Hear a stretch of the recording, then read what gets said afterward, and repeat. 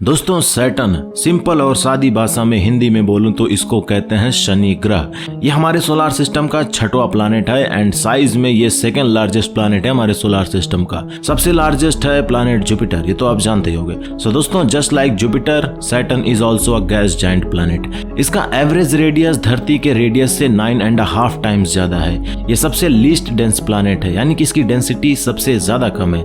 अगर डेंस का मतलब आपको नहीं पता तो बता दूं कि डेंसिटी की डेफिनेशन ये है, and even more simpler way you can say that density is the relation of weight of substance to its size। Density को एकदम सही से समझना है तो एक एग्जांपल आपको समझाता हूँ। जस्ट लाइक एक पत्थर ले लो आप एंड पानी में इसको डालो, वो तुरंत ही डूब जाएगा because it have high density. But वहीं पर एक फ्लोटिंग लाइफ बोट डाल दो पानी के अंदर, ये डूबेगा नहीं बल्कि बस तैरता रहेगा क्योंकि उसका वेट काफी कम होता है एंड इसके अंदर गैस भी होती है। ऐसे ही अगर हमारे पास सैटर्न के साइज के जितना स्विमिंग पूल है तो अगर आप इस पूल में सैटर्न को डालोगे तो ये डूबेगा नहीं बल्कि फ्लोट करेगा because of his more volume and less density. So ये फर्क पड़ता है डेंसिटी की वजह से। अर्थ की डेंसिटी है 5.52 ग्राम्स पर क्यूबिक सेंटीमीटर एंड सैटर्न की है 0.687 ग्राम्स पर क्यूबिक सेंटीमीटर। बट साइज के मामले में ये धरती से 95 टाइम्स मोर मैसिव है। इस ग्रह का नाम सैटर्न क्यों पड़ा, उसके पीछे एक रोमन गॉड है। एक्चुअली रोमन माइथोलॉजी में एक गॉड है सैटर्न जो कि गॉड ऑफ वेल्थ माने जाते हैं एंड उन्हीं के नाम पर इस ग्रह का नाम सैटर्न पड़ा है। जिस शनिवार को हम इंग्लिश में सैटरडे बोलते हैं, ये सैटरडे नाम इसी रोमन गॉड से इंस्पायर होकर रखा गया था। ऐसा कहना है कि शनिवार के दिन सैटर्न गॉड की डेथ हुई थी और इसीलिए इनके ऑनर में ये सैटरडे नाम रखा गया। खैर अब आते हैं अपने प्लैनेट पर। दोस्तों प्लैनेट कोई भी हो, जो सबसे इंपॉर्टेंट चीज होती है उस प्लैनेट की, जो साइंटिस्ट लोग सबसे पहले खोजने की कोशिश करते हैं, वो होता है उसका एटमॉस्फेयर कैसा है। जी हाँ, प्लैनेट का एटमॉस्फेयर जानना बहुत जरूरी है, इसीलिए ये सब प्रोब्स भेजे जाते हैं। कोई सेल्फी लेने के लिए नहीं भेजते। कौन सी गैसेस होती हैं उस प्लैनेट पर, क्या वो ह्यूमन हैबिटेबल हो सकता है, किस तरह के मेटल्स प्रेजेंट होते हैं, किस तरह के केमिकल्स प्रेजेंट होते हैं वहां पर। ऐसे प्रश्नों का जानना बहुत जरूरी होता है अगर आप किसी भी प्लैनेट को ऑब्जर्व करना चाहते हो तो। एंड बात करें अगर सैटर्न की तो हमको बहुत ही अमेजिंग डेटा मिले हैं इसके एटमॉस्फेयर के। दोस्तों सैटर्न का एटमॉस्फेयर थिक है एंड इसके पूरे एटमॉस्फेयर में सिर्फ हीलियम और हाइड्रोजन गैस है, यानी कि जस्ट लाइक जुपिटर सैटर्न पर भी कोई सरफेस नहीं है।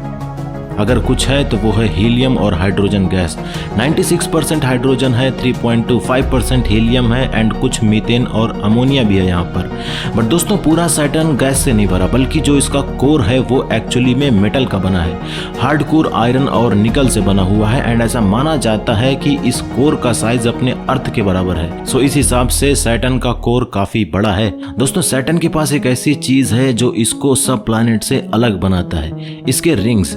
सैटर्न के पास ये रिंग लाइक स्ट्रक्चर है जो कि किसी और प्लैनेट के पास नहीं है। इस रिंग को 1610 में सबसे पहले गैलीलियो ने देखा था, बट उस वक्त इनके पास एडवांस टेलीस्कोप नहीं था, जिस वजह से गैलीलियो को इसके रिंग सही से दिखाई नहीं देते थे। इनके बाद एक और डच एस्ट्रोनॉमर थे जिनका नाम था क्रिश्चियन ह्यूजन। 1655 में इन्होंने अपना एक खुद का एडवांस टेलीस्कोप बनाया था और इसी टेलीस्कोप की हेल्प से इन्होंने सैटर्न को देखा था।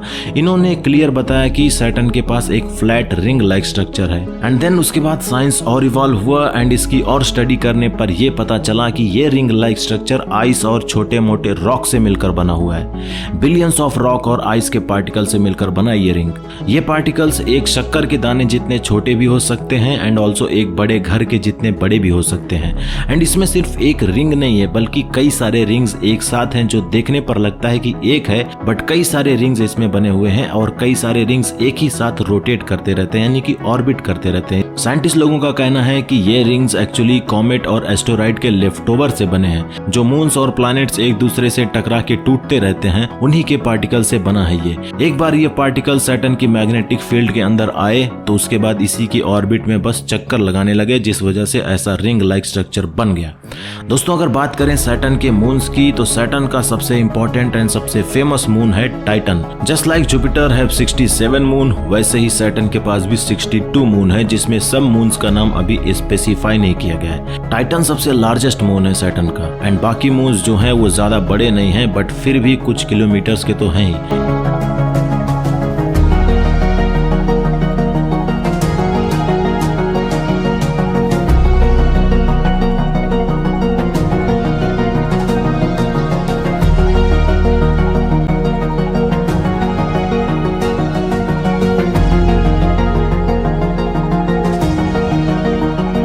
इनक्लेडस ये भी सैटर्न का एक मून है एंड बहुत ही काफी इंटरेस्टिंग मून है। इसके बारे में भी वीडियो बनाऊंगा। बहुत कमाल का मून है, इसकी बहुत अच्छी एक मतलब स्टोरी है इसके पीछे, बताऊंगा आगे। दोस्तों अगर बात करें कि सैटर्न पर दिन और रात कैसे होती है एंड यहाँ का एक दिन कितने घंटों का होता है, तो इसका एक्यूरेट जवाब मैं नहीं दे सकता और ना ही अभी तक दिया गया है, क्योंकि पूरा गैस भरा है इस प्लैनेट के अंदर एंड गैस का कोई भी स्पेसिफिक पोजीशन नहीं होता, वो कभी भी कहीं पर भी उड़ता रहता है। इसीलिए साइंटिस्ट लोगों को इसकी रोटेशनल स्पीड पता लगाने में काफी डिफिकल्टी होती है। अब जैसे मान लो कि हमको मरकुरी का डे और नाइट कितने घंटों का होता है ये पता करना है, तो साइंटिस्ट लोग क्या करते हैं कि ये लोग एक स्पेसिफिक पॉइंट मार्क कर लेते हैं मरकुरी पर एंड जब ये प्लैनेट रोटेट करते करते उसी मार्क पर वापस आ जाता है तो इनको बराबर पता चल जाता है कि कितना टाइम लगा इसको पूरा एक रोटेशन कंप्लीट करने में।